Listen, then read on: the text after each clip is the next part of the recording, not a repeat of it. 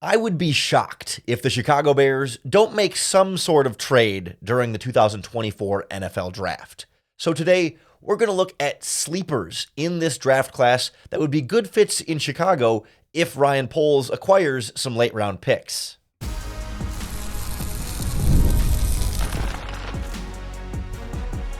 You are Locked On Bears, your daily Chicago Bears podcast. Part of the Locked On Podcast Network, your team every day. This is Locked On Bears, and I'm your host, Lauren Cox. I'm here to bring you your daily, in-depth Chicago Bears news and analysis. You can follow me on X at CoxSports1, and you can follow the podcast at Locked On Bears on all of your favorite social media platforms, including the Locked On Bears YouTube channel, where you can keep up with all of our video podcasts as well. Thanks for making Locked On Bears your first listen today. We're part of the Locked On Podcast Network, your team every day. Today's episode is brought to you by Game Time. Download the Game Time app, create an account, and use our promo code LOCKEDONNFL for $20 off your first purchase.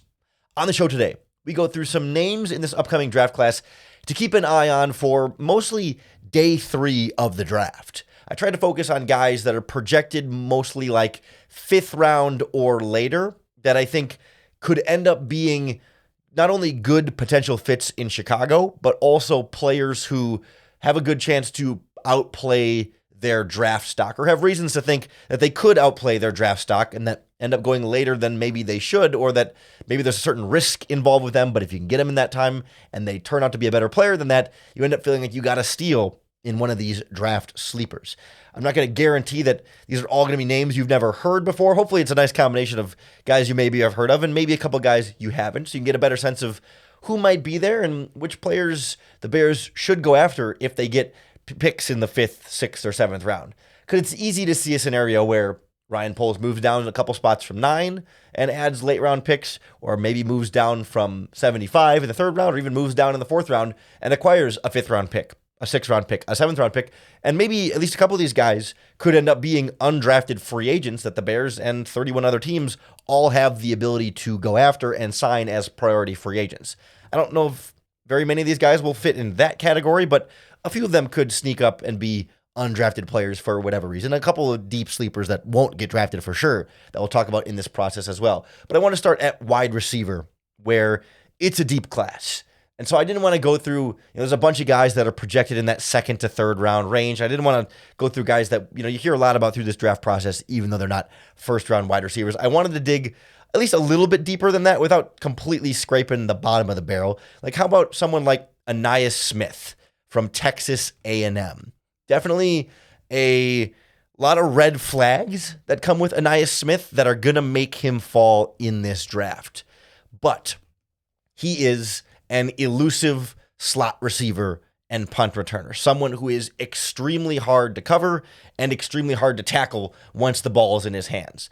Undersized, smaller player, right? Not going to be an outside number 1 wide receiver. We're talking about a sleeper for a reason here.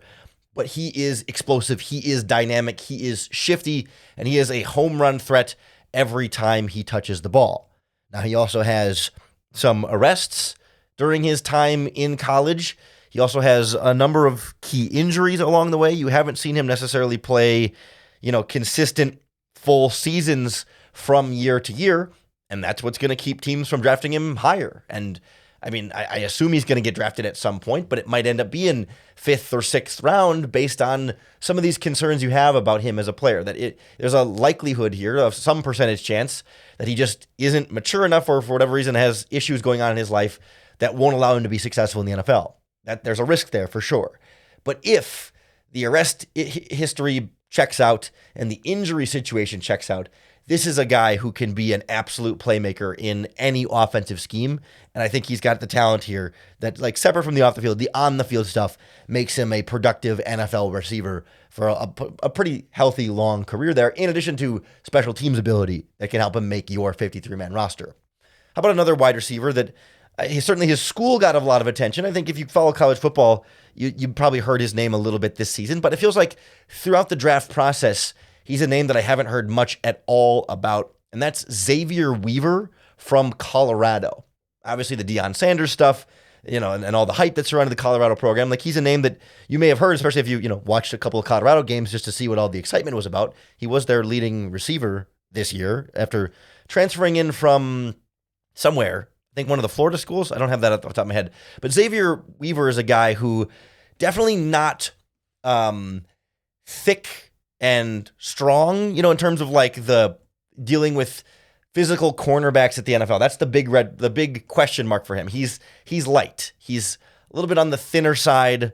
Frail is not the right word there because he's still a grown man with grown man strength, but like he's just not nearly as big and strong and built as some of the other receivers. He's still like 6 feet tall. Like, he's not short, but it's just about the ability of dealing with the NFL physicality. But what I like about Xavier Weaver is that, like, despite his lack of bulk, he is tough. He is aggressive. He's not like afraid of contact. He's just not always strong enough to withstand that contact. But along the way, he's got a great release off the line of scrimmage. I think he's a really strong route runner, strong hands, doesn't drop a lot of passes, like guy who gets open and catches the ball. Sign me up for wide receivers that consistently get open and catch the ball. Like, sure, you worry about players jamming him in the NFL and being able to create separation. That's part of the concern here. That's why he's a later round guy. But give me the guy who's maybe a little bit not as strong as I'd like him to be, but has the mentality to be strong and tough, and I can put him in an NFL weight program and see if we can build him up a little bit more. Like, I think he gets comparisons to like a very, very poor man's Jordan Addison of the Minnesota Vikings, who had some of the same concerns. Obviously, like, not nearly as great of a route runner and release there, but like, he's a guy who's in that mold of players who, if I get him in the 5th or 6th or 7th round or undrafted even, like, absolutely sign me up for a player like this. One other wide receiver I'll mention quick that's not like a deep, deep sleeper, but someone who I just think continues to go under the radar. Jalen McMillan from Washington is a guy who, teammate of Rome Odunze and Jalen Polk, both at Washington. He was the 3rd receiver in that group. He's projected to be a 3rd-round pick here. Like, we're not talking about a deep, deep sleeper here by any means, but McMillan's just a guy that I feel like has a really strong potential to outplay his draft stock. And maybe ends up being a 4th-round guy, but like a 3rd to 4th-round receiver who I think is closer to the guys we talk about in the 2nd round. And so again, this is not like deep, deep end of the draft type guy, but it's just tall, long, vertical speed, but someone who I think is a really like crisp route runner in the routes that they did ask him to run, like just smart, right? Like that sort of veteran savvy ability to get open and win downfield. Like that, those are the types of receivers that I love in the draft. It's not a 1-to-1 comparison, but it's like, it has a similar energy to like when Kenny Golladay was coming out. And obviously we think now of Kenny Golladay being a really big bust with the New York Giants, but like when he came into the Lions as a 4th-round pick, he burst onto the scene and was super productive and then got the big contract and fell off the map. But like early career Kenny Golladay, like I feel like it's not a 1-to-1 comparison there, but the type of player I could see him coming into and being early in his career just has that sign of the same kind of Kenny Golladay energy for me. I know the Bears need wide receivers, and that's kind of the big need. I want to just throw in a couple other skill position players I'll mention real quick here before I want to move on to some of the other more like bigger position needs for the Bears. Like, the Bears don't need a tight end exactly. The Bears don't need a running back exactly. And there's even a QB I want to throw in here. Not necessarily somebody that like the Bears would use a draft pick on, but an undrafted quarterback to keep an eye on here. At tight end, how about Eric All from Iowa? Big, great mover at the position. He's like, 6'5", 250, big, fast, strong, athletic freak at the tight end position, physical guy, willing blocker, maybe not like a George Kittle level dominant blocker, but a very solid blocker there, moves around well. You can play him in line, you can play him in the slot, you can play him in the move tight end. Eric All's big story is that this past season he tore his ACL, so hasn't been able to do any of the draft stuff. 2 years ago, spine surgery, kind of the biggest of the big red flags injury. So back-to-back spine surgery and then a torn ACL at the end of this season. Huge injury concerns for Eric All. But when healthy, he could be one of the best tight ends in this draft class. Like, not Brock Bowers, but like a very good tight end in this class that's going to go late because of the injuries. Started his career at Michigan and then went to Iowa. I think he's, again, if you can clear the injury stuff, great prospect. Injuries might make him fall, and if you could get him with a later pick and feel like you'd take a chance on the guy, absolutely worth a flyer. And then 2 quick names. Running back Isaac Guerrero from Louisville is a guy who I think was underutilized throughout his college career. Can pass block, can catch balls out of the backfield, is a nice one-cut down, like, just cut and go runner. And think about like Matt Forte, like not a 1-to-1, again, not like Matt Forte as a full comp, but just that style of runner. Like, I think he can do a lot more than what we saw him do in college. And then Tanner Mordecai, the quarterback Started his career at SMU, thrown to Rashee Rice of the Kansas City Chiefs. Spent this past season at Wisconsin and really fell off the map, but had a great pro day, ran one of the fastest 40s of any quarterback in this draft. I think he's a guy who throws the ball vertically really, really well, struggles with the footwork a little bit in horizontal throws and trying to lead receivers horizontally. That's when he ends up having the inaccuracies, but like really crisp downfield and vertical over the top accuracy. A guy who I think isn't going to get drafted, but could develop as an undrafted free agent and be a really quality long-term backup with a lot of athletic upside. So those are kind of the key offensive skill position players I want to highlight as sleepers, but I want to turn our attention to the offensive line, where I think the Chicago Bears, if they can get enough picks, I would draft 2 guards and a center. This is a really deep interior offensive line class, and guard is quietly a Bears draft need that no one is really talking about through this process. So we'll look at the offensive line, and then later turn our attention to the defensive line next on Locked On Bears. This episode of Locked On Bears is brought to you by our friends at Game Time, the best way to get tickets for all of your favorite live events. Game Time is especially good for last-minute deals, and I've been eyeing them up throughout the NBA playoffs here, especially when you get like a weeknight game. I know the Bulls are out of the playoffs, but if you're in another city or you happen to be close to another city, if you want to drive up to Milwaukee to see the Bucks play their first round of the playoffs here against who they've been playing in their series, against the Indiana Pacers, a nice Midwest battle, like last minute tickets on Game Time. You can get NBA playoff tickets, good seats, really cheap. But it's not just NBA playoffs, it's any of your favorite sporting events, plus concerts, comedy shows, theater shows. I've gone to a bunch of concerts with Game Time. I've got concerts coming up with tickets that I bought on Game Time. It is my go-to source for tickets to all of my favorite events because I can see my view from my seat, and I love their all-in pricing. So I know that I'm not going to get any surprise fees that pop up at checkout, so I'm always getting a good deal. Take the guesswork out of buying tickets with Game Time. Download the Game Time app, create an account, and use our promo code LOCKEDONNFL for $20 off your first purchase. Terms apply. Again, create an account and redeem our code LOCKEDONNFL for $20 off. Download the Game Time app today. Last minute tickets, lowest price, guaranteed. Interior offensive line, all the focus has been on center for the Chicago Bears, but like guard is sneakily a position that I really think if the Bears get more than 4 picks in this draft, I really want to draft a guard. I want to get into the sleepers specifically at this position and at the center spot too, because there's a lot of flexibility and interchangeability there. But when you talk about the guard spot, Tevin Jenkins is entering the last. I don't know why I'm losing my words here. Tevin Jenkins is entering the last season of his rookie deal, and then you've got Nate Davis, who this is really the last year on his contract that's guaranteed. He's locked in for this year, and then after this season, you could cut him and move on if he's a disappointment. And all of a sudden, if you move on from Nate Davis after the season, you need another guard. And the Bears already could use a long-term option at center because they've got 2 veterans on 1-year deals in Ryan Bates and Coleman Shelton. So, like, interior offensive line is fine for this year right now. But 2025 and beyond, a lot of question marks there. You could have, at worst case scenario, 3 new starters at 2 guards and a center based on how the contract structures are currently set on the Bears right now. Plus Tevin Jenkins' injury history. Like, I would absolutely draft a guard this year if I had another pick and had enough picks to be able to address everything I want to address in this draft. And it's a good, deep class on the interior. It's not a top-heavy class. There's not a lot of guys at the very, first and second round guys. It's limited. But when you talk 3rd, 4th, 5th, and really more like 5th, 6th, 7th, there are a bunch of guys in this class that I think are good, and the NFL doesn't value that position, so you might be able to get a future starting guard in the 5th round, or maybe even in the 6th round, because you draft them, you sit them on the bench after a year, they're ready to go, because there's some really quality players that aren't going to go that early.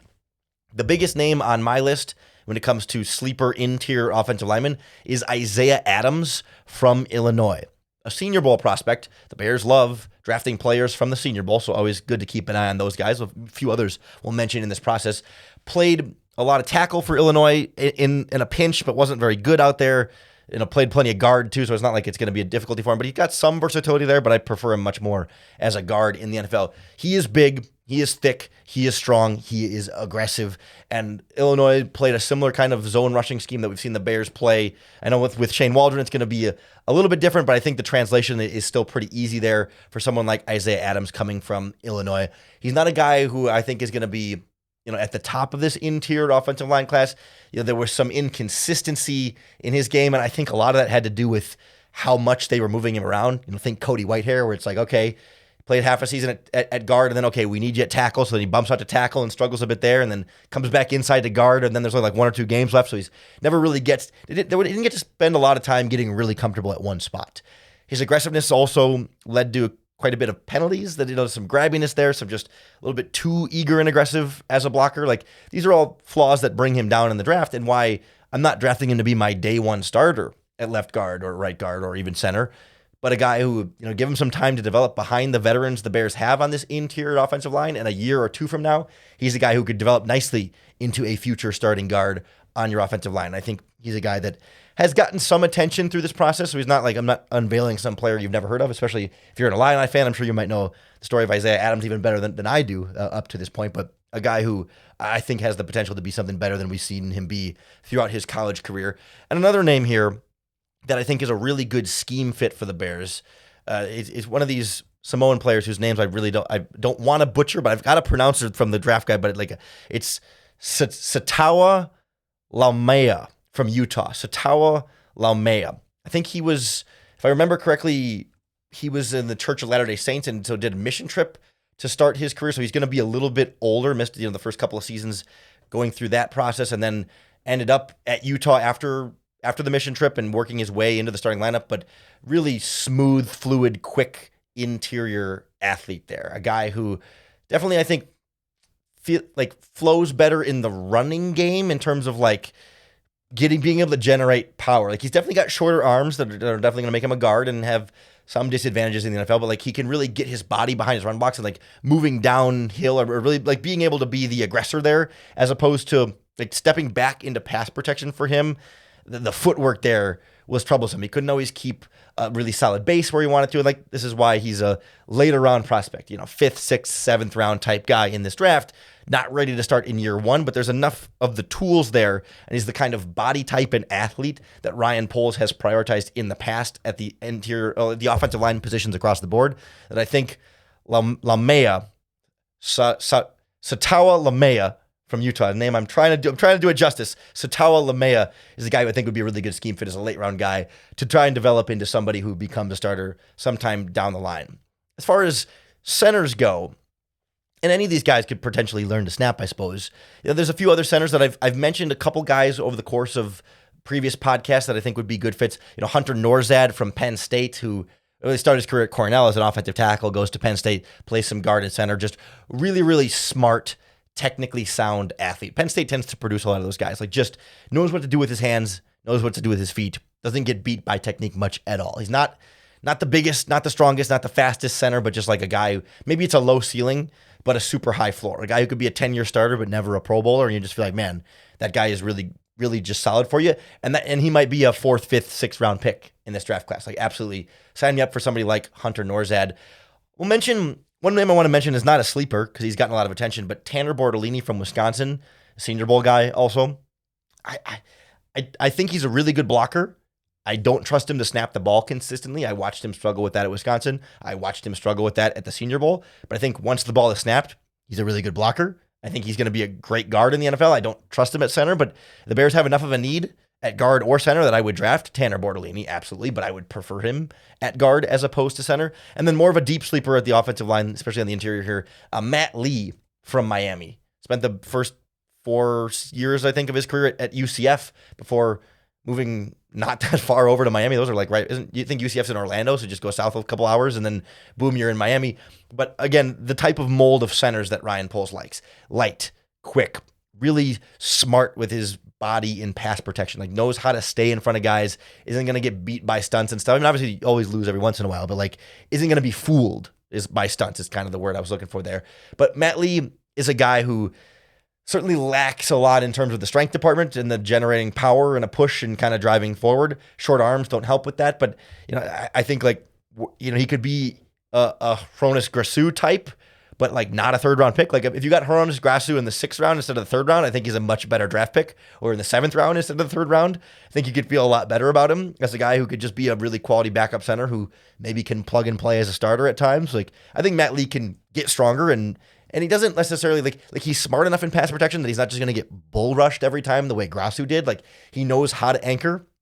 It's more like in the running game, especially, he's not getting as much of that power, and he can get overpowered in terms of strength, but I think his footwork and his smarts can help overcome some of that, and I think will make him can have a longer NFL career there than you might think for a guy who otherwise lacks a little bit of that power and strength. And maybe in the NFL weight room, you can help build some of that up too. So I really think 5th, 6th, 7th round, there are guards and centers in this draft class that you absolutely don't want to start year 1, but year 2 or year 3 could be really good players that could develop into starters down the line that fit the Chicago Bears from a scheme standpoint and from the type of physical mold of athletes Ryan Poles has prioritized on the offensive line. Same is true for the defensive line, where there are some absolute freaks that you could draft and develop into future starters. There are some small school guys who are going to need to, adjust to a level of competition, but give some of these guys some patience. There's some really quality sleepers at both the edge rusher and interior defensive lineman spots that we'll go through next on Locked On Bears.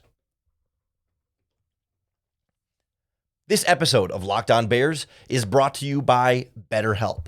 BetterHelp provides online therapy that's here to help you be your best self and live your best life. Online therapy is a really important part of my own personal mental health regimen. I do it every single week, and I cannot recommend it strongly enough for you. And if you've been thinking about giving therapy a try, you should check out BetterHelp.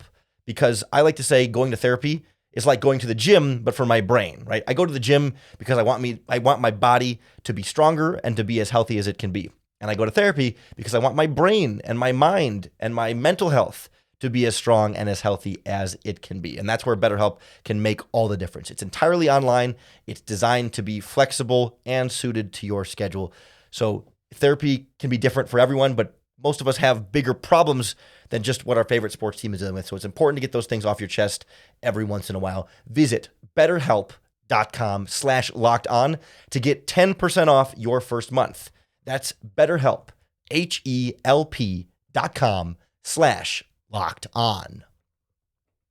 This episode of Locked On Bears is brought to you by our friends at FanDuel Sportsbook, America's #1 sportsbook. You're running out of time to use your NFL draft knowledge to bet and win big on where these players are going to go and who these teams are going to draft. You could bet on who's going to be the 9th overall pick. The betting favorite right now, Rome Odunze, followed by Jared Verse, Byron Murphy, and Dallas Turner. But Odunze, far and away, the betting favorite to be the 9th overall pick. You can also bet on which wide receiver is going to be the first or second wide receiver drafted, who's going to be the first or second offensive lineman drafted, first defensive lineman and edge rusher drafted, and where specific players like Leatu Latu and Jared Verse are going to go in the draft. Plus, you can bet on the NBA playoffs and the NHL playoffs. And now is a great time to get started on FanDuel if you've never done it before, because new customers get $150 in bonus bets guaranteed.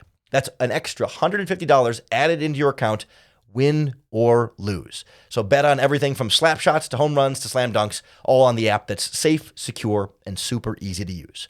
What are you waiting for? Visit FanDuel.com/lockedon and make your first bet an automatic win. FanDuel, America's #1 sportsbook. Ideally, the Chicago Bears find starting caliber pass rushers earlier in this draft, but if you go wide receiver in the first round, or you go offensive lineman in the first round, and maybe for whatever reason the draft boards don't fall your way in the 3rd and 4th round, but you get some later picks or whatever, and it's still worth it to me to draft pass rushers. You can never have too many pass rushers, even if it's late round guys that are going to more be rotational guys that you develop, like Dominique Robinson, to kind of be that guy early in their career and try and build them up to be more. Like, stack up as many pass rushers as you can. And there's some interesting names, again, more towards the end of this draft class that I think you're not counting on being super productive in year 1, but can become over time the kind of players that are at the very least strong rotational pass rushers that come in and get you some production and maybe into full-blown starters on the end. A number of small school guys throughout this draft class that are interesting to me. How about Eric Watts from Connecticut? When you talk about a guy who is just built like an NFL pass rusher, 6'5", 275. I think he's got like 34 plus inch arms, high motor, like just absolutely built like, he even like kind of has that body shape like a Julius Peppers. I know Peppers is even bigger and even longer, but like it's just kind of the way he sits in his pads has that kind of energy for me. Obviously not nearly as good as a Julius Peppers, but just a physical look. Definitely a guy who is still taking all of that and putting it together. Like he has a couple of moves that are really good, but then sometimes it's not always to like chain them together properly and kind of hit them in the right sequence. And it's about sort of like connecting the feet to the hands and then being able to bend and turn the corner, right? Like it's just really trying to take the flashes that we see and make that into a more consistent, well-rounded pass rusher who's built exactly like Matt Eberflus would love to build a defensive end in his team. Again, we're talking 5th, 6th, 7th undrafted type player here, not someone who's going to start opposite Montez Sweat, but someone who has all the things you can't teach, or most of the things you can't teach, and then you can teach him all the things he still needs in order to be a potentially impactful player at the NFL level. Another even smaller school guy, an FCS player, Jalix Hunt from Houston Christian. All of the tools. I mean, explosive, dynamic athlete off the edge. Maybe not as big and long as Eric Watts, but in terms of like, you know, the ability to bend the edge, the ability to be the first one off the snap, the ability to just outrun the tackle to turn the corner and then get to the quarterback. Like explosiveness, he's got the length. He's the kind of defensive end who they used on punt coverage. Like remember that was kind of the story. That started with Cornelius Washington back in the day, and then there were a couple other Bears defensive ends over the years that like defensive linemen that they're using like as a gunner down on the punt team, or like he's a guy that they like. He's so athletic as a defensive end that he can contribute in a lot of different ways on special teams. Again, going against FCS competition, there's going to be a jump up to getting to the NFL, but like, man, give me the super explosive, long, bendy edge rusher with all those kind of tools, and let's let him develop with some time on the bench and work his way into an NFL caliber rotation. Like, sign me up for someone like Jalix Hunt, again, 5th or 6th round pick with this class. And then one more like really deep sleeper name you may not have ever heard of, a guy who is not going to get drafted, but as an undrafted free agent, I would definitely take a flyer on Justin Blazek from the University of Wisconsin-Platteville. That's Division III. They're a really good Division III program, and there's some really good Division III players in this draft. There's a D3 wide receiver from Cortland in New York who also is really impressive. I'm struggling to remember his name off the top of my head. I meant to mention him earlier. Cole Burgess. He's really a guy who could sneak in and be drafted late, but probably going to be more like a late round guy. But some of these D3 guys, like they're just, for whatever reason, didn't get the opportunities at D1, but they absolutely dominated at the lower level. Physical freaks. Like Blazek has one of the fastest 3 cones of any player in this draft. Super athletic, played offense, played wide receiver and tight end until he got to college, scored 3 touchdowns or 3 or 4 touchdowns this past season for Platteville. Like they put him on offense because he's that good of an athlete, but obviously like double-digit sack guy and tackle for loss guy on the other side too. Absolutely not getting drafted.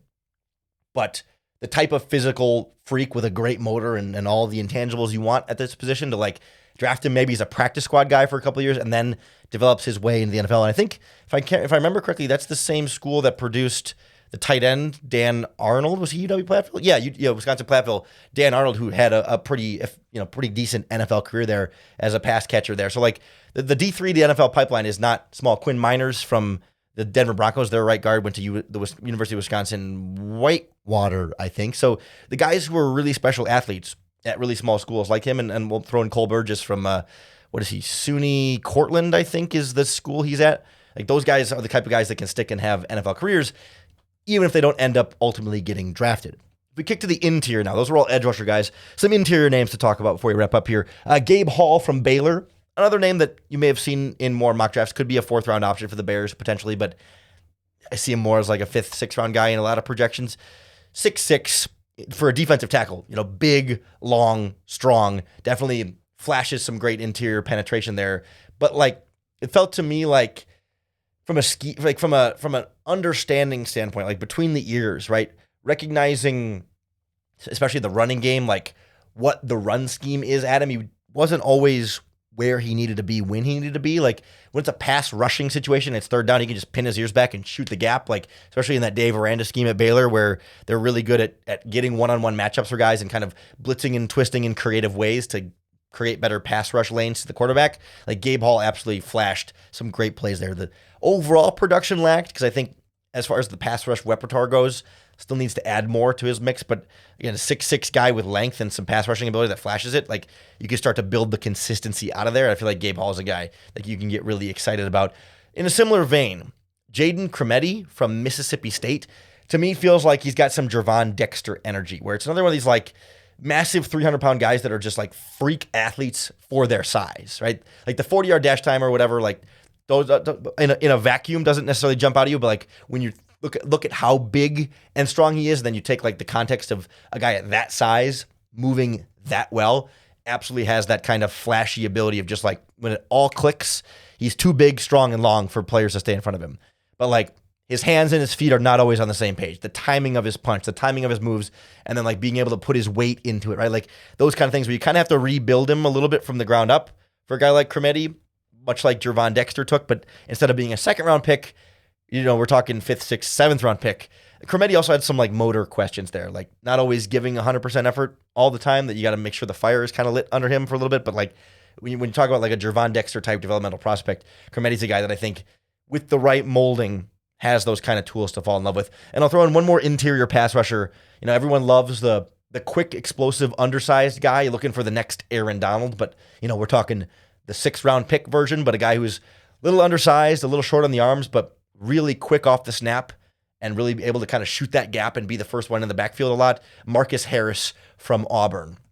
Definitely undersized, definitely short arms, and like he's not nearly as refined of a pass rusher as some of the undersized tackles who've been successful in the NFL, like Aaron Donald. Obviously, he's kind of the extreme standard there, but even lesser, smaller guys like a Kalijah Cansey last year from Pittsburgh, like nowhere near as NFL ready just like that. But he's got enough of that explosiveness and that sort of like ability to kind of get skinny in a tight window there for a 286-pound guy. Like I think he's got a future as perhaps a rotational pass rusher, but like a guy who can be disruptive on the interior. And I'll take as many disruptive interior guys, even if maybe he's not going to be as stout holding up on running downs, but rotate him in on passing downs early in his career as a 6th, 7th-round developmental guy, maybe 5th-round pick. Like absolutely, those guys have a lot of potential that you can tap into there and get more production and more bang for your buck than you typically expect for a late-round pick on the interior of the defensive line. Like that's really the theme here, right? Which of these guys can give you more bang for your buck than you expect for that late round pick, but also then develop into someone even better than their draft round might suggest. And I think there's explosive interior pass rushers. There's some great athletes on the edge, especially some smaller school guys. There's some better moving interior offensive linemen, some lighter guys who move well that Ryan Poles might like in the 5th, 6th, 7th round. And there's some receivers here with some great physical tools, even if they have different levels of question marks surrounding them. So those are some of the main sleepers I wanted to highlight for the Chicago Bears. I'd love to hear if there are any sleepers in this draft that you've fallen in love with. Let us know in the comments here on the Locked On Bears YouTube channel, or you can tweet us at Locked On Bears or post in the Locked On Bears Facebook group. However you do it, make sure you're subscribed and hitting that subscribe button on YouTube or wherever you listen to the podcast, because that's going to be the best way to keep up with all of our daily, in-depth Chicago Bears news and analysis. Coming back tomorrow, as we're going to try and set some realistic expectations for Caleb Williams in his first season. The hype gets out of control, but what can we realistically expect on a good player coming onto a good team, but he's still a rookie quarterback? Then on Thursday morning's podcast, the morning of the draft, we're going to talk about the Bears stadium progress with a big press conference coming on Wednesday to announce a downtown stadium. And then Friday, we'll talk about what the Bears do in the first round. At some point next week, we're going to talk to our friends from Locked On USC to kind of get the scoop on what's going on with or what Caleb Williams' college career was like. Mark Culkin from Locked On USC is going to join us next week at some point on the podcast. Plus, we'll talk to our podcast network hosts for all the big name players the Bears draft this week. So a lot of podcasts coming your way. That's why you got to be subscribed. That's why you got to keep making us your first listen every day. And I promise that in exchange, I'll always make time for you to bear down.